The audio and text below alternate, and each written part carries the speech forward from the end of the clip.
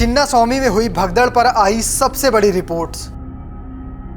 विराट कोहली पर क्या बोली कर्नाटक की सरकार? भगदड़ के लिए आरसीबी और विराट कोहली हैं जिम्मेदार। जी हां, एम चिन्नास्वामी स्टेडियम में विजय परेड के दौरान हुई भगदड़ को लेकर कर्नाटक सरकार ने आखिरकार अपनी रिपोर्ट हाई कोर्ट के सामने पेश ही कर दिया।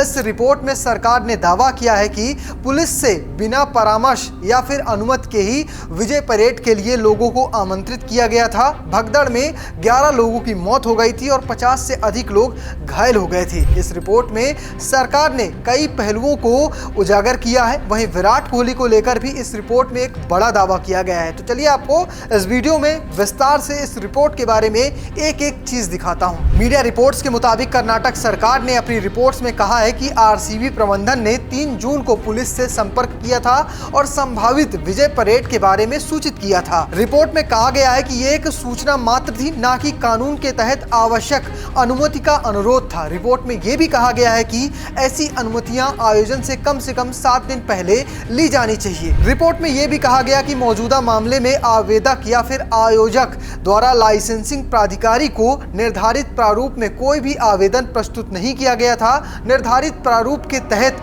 आवश्यक ऐसी जानकारियों के अभाव में लाइसेंस देने वाले प्राधिकारी के लिए अनुरोध पर सकारात्मक रूप से विचार करना संभव नहीं था। सूचना के आधार पर कब्बन पार्क पुलिस स्टेशन के इंस्पेक्टर जो थे, उन्होंने एक अनुमानित भीड़ के लिए इंतजाम किए थे, पर उन्हें भी जो सूचना दी गई थी वो एक दिन पहले दी गई थी, यानी हार होगी या जीत इस बारे में नहीं बताया गया था। सरकार की रिपोर्ट में यह भी कहा गया कि आरसीबी ने पुलिस की सलाह लिए बिना ही अगले दिन सुबह यानी जीत के अगले दिन 7:01 पर अपने आधिकारिक सोशल मीडिया हैंडल पर एक तस्वीर पोस्ट की, जिसमें लोगों के लिए निःशुल्क प्रवेश की सूचना दी गई थी और जनता को विजय परेड में हिस्सा लेने के लिए आमंत्रित किया गया था। कहा गया था कि विक्ट्री परेड जो मार्च निकलेगा वो विधानसभा से शुरू होकर चिन्नास्वामी स्टेडियम में समाप्त होगा। दूसरा पोस्ट 8 बजे किया गया। इसमें इस जानकारी को दोहराया गया। रिपोर्ट्स में कहा गया कि इसके बाद 4 जून को ही सुबह 8:55 पर आरसीबी ने अपने आधिकारिक हैंडल आरसीबी ट्वीट्स पर आरसीबी टीम के एक प्रमुख खिलाड़ी विराट कोहली का एक वीडियो क्लिप शेयर किया गया, जिसमें उन्होंने बताया कि टीम इस जीत का जश्न बेंगलुरु शहर के लोगों और आरसीबी प्रशंसकों के साथ मनाना चाहती है। रिपोर्ट्स कहती है कि इसके बाद आरसीबी ने 4 जून को दोपहर 3:14 पर एक और पोस्ट की, जिसमें शाम 5 से 6 बजे तक विधानसभा से चिन्नास्वामी स्टेडियम तक विक्ट्री मार्च आयोजित करने की घोषणा की गई। इसमें कहा गया कि इस विजय परेड के बाद चिन्नास्वामी स्टेडियम में समारोह आयोजित किए जाएंगे। इस पोस्ट में पहली बार और एकमात्र बार उल्लेख किया गया कि शॉप royalchallengersbangalore.com पर मुफ्त पास उपलब्ध हैं, जो कि सीमित भी हैं। इससे पहले पास के मिलने के संबंध में कोई जानकारी नहीं दी गई थी। इसका मतलब था कि यह कार्यक्रम आरसीबी की पूर्व पोस्ट के आधार पर सभी के लिए खुला था। रिपोर्ट्स में कहा गया कि आरसीबी हैंडल से शेयर की गई पोस्ट को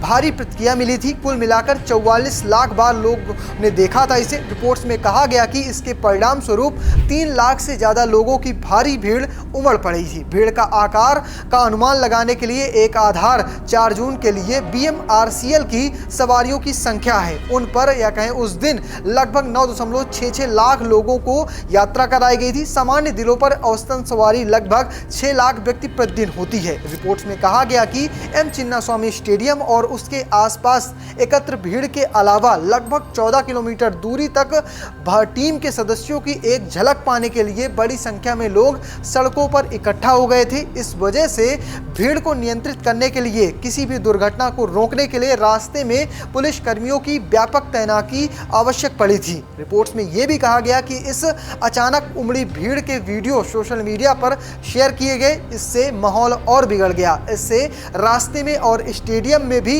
लोग ज्यादा इकट्ठा हो गए। रिपोर्ट्स में यह भी कहा गया कि सड़कों पर भीड़ के अचानक जमावड़े के कारण स्टेडियम और आसपास के इलाकों के अलावा रास्ते पर भारी संख्या में पुलिसकर्मियों की तत्काल तैनाती जरूरी हो गई। आयोजकों की ओर से उचित योजना न बनाने और संबंधित अधिकारियों को पहले से जरूरी जानकारी न देने के कारण ऐसी स्थिति पैदा हुई। राज्य सरकार ने हाई कोर्ट से रिपोर्ट्स को गोपनीय रखने का आग्रह किया था, लेकिन अदालत ने कहा कि इस गोपनीयता का कोई कानूनी आधार नहीं है।